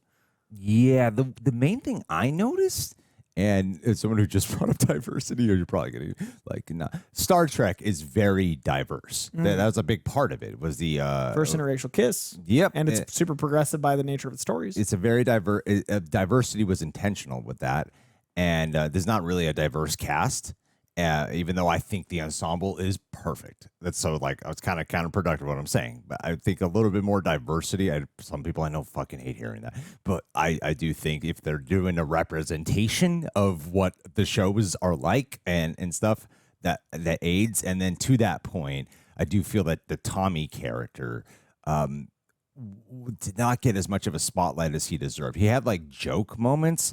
He was the Kevin Hart in the early Kevin Hart career. But that's what I mean. It feels like how do we? He's really good, but it does feel like the black guy role. Yeah, and that was a problem in the 90s. Without them calling him the black guy, right?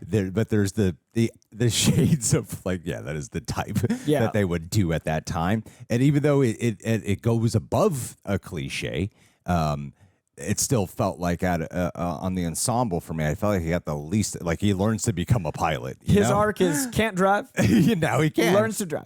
Yeah. So I do wish he got a little bit more development. Sure. Out of anyone. Yeah. That is probably my one little doubt. I think Tony Shalhoub actually. I understand wanting more, but I think he got enough. He works in the doses. Yeah. I don't disagree. I think it's just selfishness.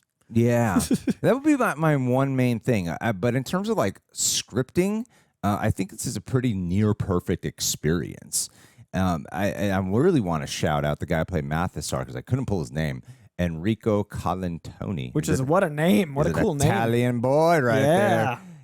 I knew him from the show Just Shoot Me. With David I remember Spade. that show. Yeah, so I met him at Whole Foods when I was like 5. I was like, "Are you the guy from Just Shit?" I remember like looking up at him. And I was like holding fruit. He's like, I just walked away.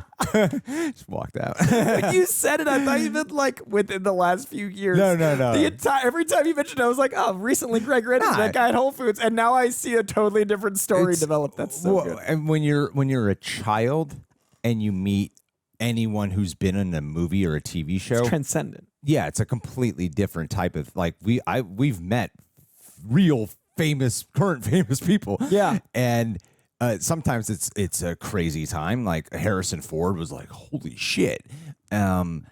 But more often than not, I'm kind of more used to it, even if I'm really excited. Part of our job, though. I think if you're not in our space, it would still be that for a lot of people. So as a child, like sometimes I'm watching shows and I forget that I've met them before. Sure. Whereas with him, I didn't even know his name. And that still impacted you. Yeah, as a child, though, I remember like looking up and you're that guy from a TV show. Yeah. He is brilliant in this so movie. good in this. He is. I really. This is gonna sound like a weird comparison. I just watched Scooby-Doo. Oh, dude! And did I overhype? No. I want to give a kind of a parallel to how I felt about Matthew Lillard. This is a character that Enrico is playing, Mathesar, that could have been nothing but a cartoon, nothing but a bunch of quirks and the funny mannerisms with his voice and delivery. The way he was able to make you use the word earnest, I use the word sincere, both words are applicable to it. The way he was able to fuse a genuineness to this character so that way he feels three-dimensional. Like the scene where I'm like, yeah, this guy fucking nailed it, was the scene where he's tied up and it looks like he's going to die. Yeah. And Tim Allen's confessing because he still does all the weird voice stuff that was used for jokes. But it's painful. But it hits now. Yeah. An emotional spot. You're not laughing at it.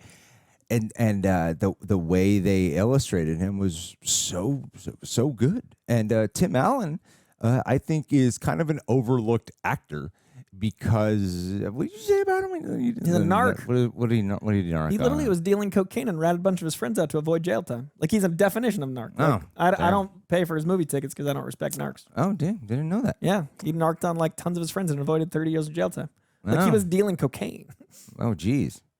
Well, besides, I think he's a real. I don't remember much of Home Improvement, but I'm pretty sure I saw. I watched a lot. Pretty sure I saw all of it, but I don't remember much of it. And loved him there. And yeah, he's. We said it during the reaction of how he's really believable as this guy Jason, but you can see how he is the one cast to play the lead actor in the 100%. Galaxy Quest show. Yeah. And that is he has to do it. You have to get a guy who can do the duality of both. Yeah. And I think he does it. I think well. he's I agree with you about his quality of acting. Like I do think there's a very high level of skill to do stuff like this and the Santa Claus and even Home Improvement. I think there's a skill set in that.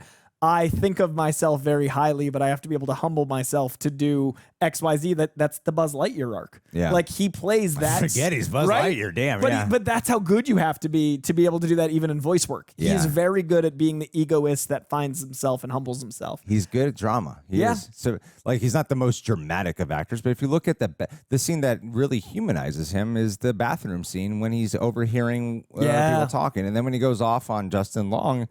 It's very believable. You see that he cares, and that's the hook to give you why you want to follow him the rest of the movie. That has to happen early, so you go, oh, this guy is insecure about his life. Yeah, I don't know what his history is with acting. I believe he's a stand-up turned actor, part of that era, where they were like, oh, he's a funny, comedian, give him a movie or show. Here's Home Improvement, that'd be funny. And the way he learns how to do drama moments to help elevate it to be funnier. Yeah. I think he's a great leading role here. I really like that Sigourney Weaver leaned into what that role in not necessarily Star Trek, but in the cliche sense of sci-fi women written as, and her arc, not only standing up for herself in 99 when a lot of roles were written to be damsel in distresses, but also like breaking out of just repeating other people's line, like not just being the computer. I really liked her arc, like getting a chance to go from I serve the narrative to I'm my own woman, because like that is such a struggle for women in things. And the meta-ness of that being that she is the ultimate sci-fi badass. Exactly. Like I love that Ellen Ripley got to be a character that is written like not good Ellen Ripley roles. So they cast the woman who is the ultimate badass to play the opposite end of the spectrum, and she has to find the middle ground through her arc. When we talk about legendary actresses, Sigourney Weaver is not brought up enough. I am so good at, she might be my Harrison Ford. Like, I think I would really struggle to be in a room with Sigourney Weaver. Like, I did with Harrison Ford, but now that I've done that, I have overcome. I would absolutely struggle to be around Sigourney Weaver. Sigourney Weaver is, I think, as weirdly as famous as she is, I also feel like she's an overlooked actor for how powerful of an actor she is. Yeah. And she's cast appropriately. Like, I feel like casting directors and directors know what we're saying, but the day-to-day person doesn't. Yeah. Because like she gets like the voice in Cabin in the Woods and all these big things where it's like, feel her power. And she's so unique of a talent. Her name is Sigourney. She can play. So It's a chosen name. Did you know that? I learned that because I love Sigourney Weaver, so I like watched a couple of interviews of her. I just looked up interviews, and then she that's not her real name. I'm pretty sure she got it from a book. It's a cool name. But the way she can play Ellen Ripley. Yeah. And then she can do this. That's what I loved about the casting choice. Then she can be the mom in Heartbreakers. You know? She can do comedy and drama. I believe she's in Working Girl with Harrison Ford. Yeah. So, yeah, she's an amazing actor. Missy Pyle. It's driving me crazy. Can we find out? Yeah, pretty sure she's been in like a lot of comedies. I think it drove me nuts the whole rest of the movie. Soul Plane or it might be. Let's see what she's most known for, because it drove me insane. Because like, all right. Captain Fantastic. Gone Girl, bringing down I mean, I've seen these movies, but yeah, I don't know. 201 credits. Good for you, Missy Pyle. She's a working. Wow. There's that side in acting where you just show up, where you have like you make a career off of consistently working. Yeah, she is one of those. Yeah. Holy jumping. Yeah, that's amazing. And Alan Rickman. One of the qualities that I think they excel at here is they never have to do an exposition dump on someone's backstory. Yes. And they do the way they excel the most with any character. It's like they do that really well with Sam Rockwell, which I want to talk about. But Alan Rickman in particular, you understand thespian theater actor got cast when going into film, and now this is all he has because he probably was never able to get another job after this. They probably only saw him as the character in Galaxy Quest, like haunted by this portrayal when he wanted to be an actor with versatility, an actor to explore roles because he cares about the craft, and then to be pit against like a Tim Allen type who like he wants to make the money, he loves the fame, he wants to, you know, all this shit. It's like two different sources of different types of validation they are looking for. And then Tim Allen gets to eat it up, and then it also takes the credit away from him. Yeah, that scene where he like saves them all, and they're like, "Thank you." Yeah. It's. So, I imagine I feel like there's something there with Leonard Nimoy probably, because I believe he became like a director. I think he even directed some of the Star Trek movies, if I'm not mistaken. And I imagine Leonard Nimoy was more of like a serious actor than William Shatner. Yeah, I imagine that was a commentary, and then I just don't know enough Star Trek lore. But I really love that Alan Rickman is so tongue in cheek about it because of his gravitas. Well, that's how I felt about him in Dogma. Like in Dogma, he plays like a literal angel, and he's so self-aware because he brings so much presence. Yeah, his arc is great. I love how everyone gets an arc, but they never have to say what it is, and they never have to go, "We're following this arc now." It is the whole ensemble breathes into each other. This is such a great script. It is a phenomenal script with amazing direction. And Sam Rockwell, please go ahead. Guy Fleegman is the perfect name for Sam Rockwell in this movie. I'm a huge Sam Rockwell guy. I think this was one of the earliest things I'd seen of him. I know he's in Teenage Mutant Ninja Turtles as henchman #1, but this was early in his career, and I think he does something so amazing. I think him and Colin Farrell do it the best. They are able to be guys that you feel like you wouldn't like because they're scummy, but then you realize the reason they're scummy is because they're such good guys. Like, there's a judgment about their appearance that I think serves. Like, it's like Brad Pitt is a character actor trapped in the handsomest body ever. They've done that, but everyman way. Like, Sam Rockwell, I feel like the reason he's always such a dancing, wisecracking, it's because he looks like a guy that would try to sell you a used Toyota. Like, there's something about him. And then, like, this is so beautifully the archetypal version of that character where it's like the guy that wants to be an actor so bad and he's just got a day player role and he milks that the rest of his life. He doesn't get to go anywhere with it. So I love that his role was like invalidation to validation. And I love that, to me, if there was a character, like I said throughout this, there are, I know each of these actors. Sam Rockwell literally is my career. I was in Star Trek. I played a day player. I'm an alien in Star Trek Into Darkness, and now I host cons. So, like, if there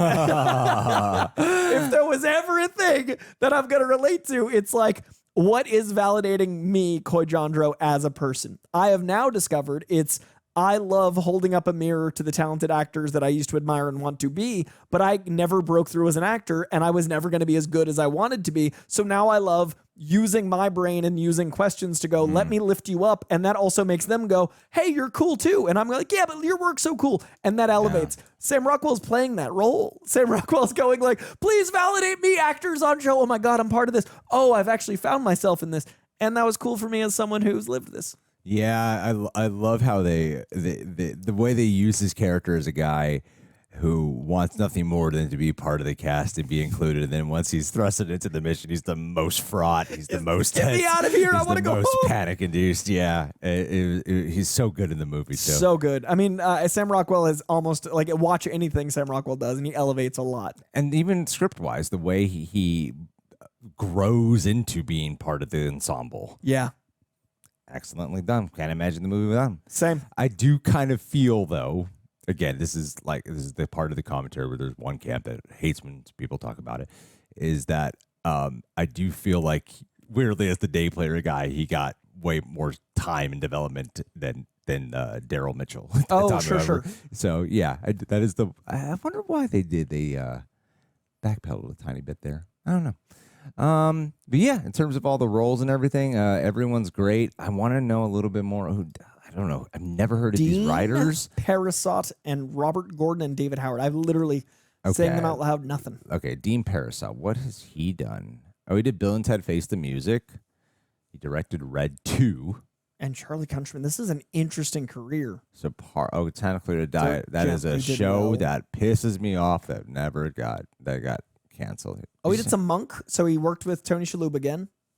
Okay, let's go back. The Tick. I'm trying to go to 90. What a fascinating career. Okay, let's start at 99. See if there's anything here. Episode Curb. I can see that. Definitely. Fun with Dick and Jane. I've seen that. Didn't really love that one. Didn't love it. So he mainly does TV. Yeah. He's a working director. At least he's working. Now these writers. Clearly a Star Trek fan. Yeah, I did Trek the movie, which does not have good ratings. Oh, they haven't done much. I'm sure they've probably sold more than they've actually picked up. Men in Black 2. Men in Black 2. Sky Captain of the World Tomorrow.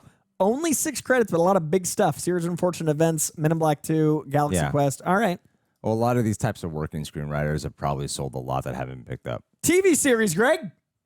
Oh, shit. What? This is really happening? What? Would we want Did this? we just come across the thing we were positing? But then it might be becoming the thing that... it itself is a commentary of? Will it do it so self-aware? Will it break the fifth wall? Can it? I don't know. God, I just don't... I kind of don't want to stop... I know we have to end this, but I kind of don't want to stop talking about it. Let's just read a little bit of trivia. Okay. Oh, fascinating. You want to read that quick? Yeah. The scene where Tim Allen's in a men's room overhearing how the cast of Galaxy Quest are nobodies and all the co-stars can't stand him mirrors an actual event in William Shatner's life. He discovered the exact same things about himself when he attended a 1986 convention. Well, that answers that question about, you literally said in that scene, I think. Is that like Shatner? That's cool that it's not just a scene or a moment. That is a defining part of this guy's arc. That is like, it is so integral to the part that brings him down, you know, and gives him something to hope for. So it's cool that they took from a real life thing but made it truly essential. I love the second one. Tim Allen admitted that he was quite starstruck when he met Sigourney Weaver, as he's a huge fan of Alien.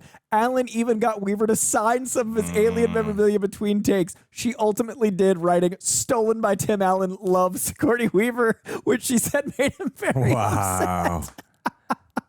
Oh, this next one.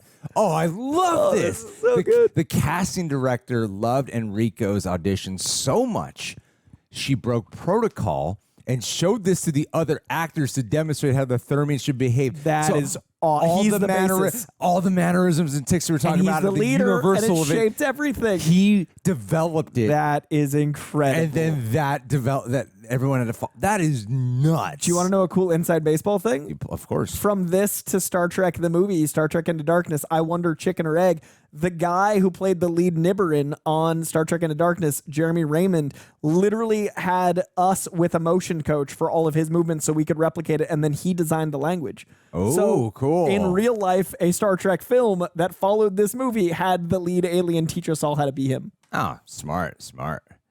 They had a website, one of the earliest ones to have an actual like the galaxyquest.com. That's cool. And it was deliberately made to look more like a fan page with screen captures and poor HTML. All right. Let's go here. William Shatner has seen the film and apparently enjoyed it. He has said how jealous he was this production was allowed to introduce rock monsters 10 years after Paramount Studios refused to let him include them in Star Trek V. I think he directed that one. On account of budgetary issues. He also jokingly said that he had no idea who Tim Allen was supposed to be portraying, but he did recognize someone playing Nichelle Nichols' character. That's funny. Okay. Please. Oh, damn, they're so good. I'm sorry, Coy. I know we're like way past our time, but please keep going. If you're fine to keep According going to the director, According to director Dean Parisot, Tim Allen became very emotional after filming the scene where Jason reveals the truth to Malthazar, saying, "Yeah, I don't like these feelings I'm having. I'd like to go back to my trailer." After he left, Alan Rickman quipped, "Oh my God, I think you just experienced both in character." Coincidentally, this is the day after DreamWorks head Steven Spielberg visited the set. He complimented Alan's acting. That's great to hear, especially because that's one of the things we talked about. I think he just experienced acting. I love that Alan Rickman in the real life gave a quote that is so Alan Rickman. This makes so much more sense now. Tony Shalhoub's character, you know the thing in Heat about what Al Pacino's characters. He's really a cocaine addict. Yeah, but they don't show. They don't show us. He was just whoa. Yeah. So this is kind of what I'm thinking about here. Tony Shalhoub's character was written and acted with the idea that he was high for the entire film. That is why he is unfazed by the events occurring around him, while he's constantly holding back his sex. That's cool because it also is done in a genuine way. He's not playing it like a stoner. And stoner comedies in the 90s are always really over the top. Yeah, there's like a type to play a stoner. Yeah, it's not a middle-aged guy. This is one of those now when I hear it, I'm like, oh, that makes sense. That adds a layer. That does make sense. But usually when you play high, it's very obvious you're playing high. Gwen DeMarco, which is Sigourney Weaver's character, laments that her TV Guide interview was 6 paragraphs of my boobs and how they fit into my suit. This actually happened to Jerry Ryan, who played 7 of 9. Wow. Oh, I totally see this. I totally see this. Sam Rockwell based. Oh, yeah. Yeah, I totally see it too. Based his portrayal on Bill Paxton's performance in James Cameron's classic Aliens. In particular, his elevated fear of being killed and his mental collapse when seeing a motion detector that shows their enemy closing in on them. I so see that. That's so perfect. 1,000% see it. Tim Allen and the director have revealed in interviews that the original tone of the film was much darker with more scenes of violence. After test screenings, the film was recut to emphasize the comedy, obtain a PG, and we saw that one F word. It totally makes sense. And this was, what a good PG. I mean, I watched this with my dad when I was 11. He probably wouldn't have let me watch a dark PG-13 at 11. Like he was strict about that sort of thing, but only with certain things. Like ratings wise, I had a very flexible family, but hyper violence wasn't something my family was cool with. So that's an interesting thing about like a sci-fi. I might not have seen this so early. It really bums me out that the director Dean Parisot is not more known or get more work, because to go from a movie that is much darker with more scenes of violence and to get it down to a PG rating shows a lot of skill. It's a lot of skill, because damn it, that does not show. No, it does not feel like a chopped up movie. Not at all. Especially if the modern movie today is being so studio cut. It is smooth. Yeah. It is a smooth experience. I've never enjoyed reading facts more than honestly. I've never enjoyed like we do this sometimes. I'm usually like, all right, I'm over this. Although Alan Rickman hated sci-fi as a genre, but he could not resist taking part in the film as he found the material very, very funny. Let's see here. Just after the crew arrives via the pods, the Thermians appear without their appearance generator. When the captain asks who wants a tour, Sigourney Weaver didn't know that Guy was going to scream in terror like he did. Oh, yeah, that's so good. You can see a very real reaction from her at that moment. Cool. That was such a good scream, too. The film proved quite popular with Star Trek fans. Of course, it's included as part of the Star Trek rankings. Oh, that's awesome. At the time of release of voting ballots. That's really cool. The 7th best Star Trek film. It's not even a Star Trek film. Oh, that's good. It's like there's more about the Enrico guy making the voices. Yeah, that influenced the entire. It's like he influenced the entire race. It's like that's another thing. He doesn't get. I never hear that talked about. No, I mean, granted, I don't really dive into like looking for shit about this movie, but yeah. Wow, Lalari is the first main role of Missy Pyle in a feature film. She's worked a lot since. Her role was expanded after the producers noticed Sigourney Weaver was the only female main character. As you said, like there's not a lot other than white dudes, but at least they gave another woman some work. Alexander Dane never removes his headpiece throughout the entire film. Let's skip a little bit more forward here. As explanation for this is the fact that he had to make appearances as Dr. Lazarus 2 days in a row, once at the convention, the next day, yes. Since the headpiece was a detailed makeup appliance, it made sense to wear it all night than to have it removed. That's makes why a lot he's in the of same, sense. and it was over 2 days. That makes sense. And it wasn't, so it was more than just a funny bit. Yeah. It contextually makes sense. That's what I mean. It's so thought out. Yeah, they really put some work into the movie. It's so thought out without ever being like, look at me. So thought out. It could also be a dig at the character being physically unable to escape his role, similar to Leonard Nimoy. Maybe. Oh, what did J.J. Abrams say about it? In the audio commentary for Star Trek, director J.J. Abrams says, by the way, I think we've all gone on record as saying one of our favorite Star Trek films is Galaxy Quest.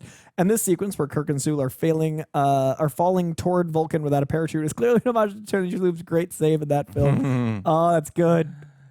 All right. No. I think we're getting more into the more minutia. Yeah. I mean, we talked for an hour about a movie. I mean, it's amazing. So good. Okay, so Tim Allen did channel specifically William Yeah, Shatner. the thinking position I noticed. I don't even follow Trek, but definitely the way he sits in the chair.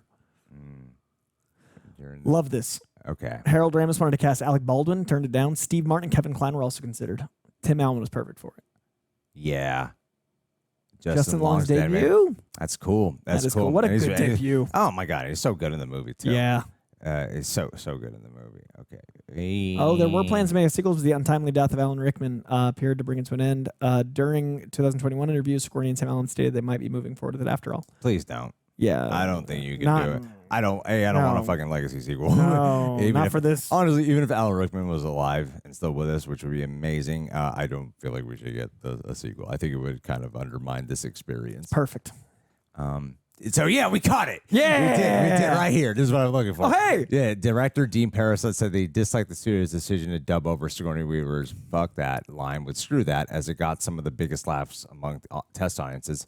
Parisot even admitted that he directed Weaver to give a bad reading of the Tamer line so that audiences would notice the line was That's done. amazing. Whoa. Layers. Even that is intentional. I love that Sigourney Weaver read it droll, so we clocked it. Even that was intentional. What a buttoned up movie. Yeah, Wow. because we totally noticed that. That That's was awesome. amazing.